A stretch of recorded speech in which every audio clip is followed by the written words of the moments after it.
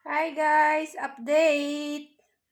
Ayan na po yung ating binabad sa ating cloves at saka rosemary. Ito yung sa ating mineral water. At ito naman yung sa rose water. So magsasalin tayo. Ang kukunin natin na ay ang sa ating mineral water. Cloves with rosemary. Ating spray bottle.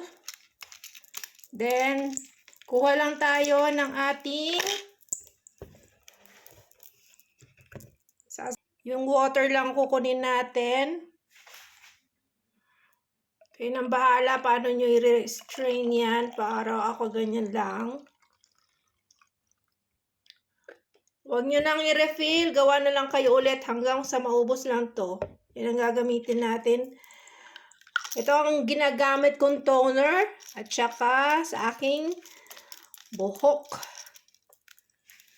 Thank you guys for watching.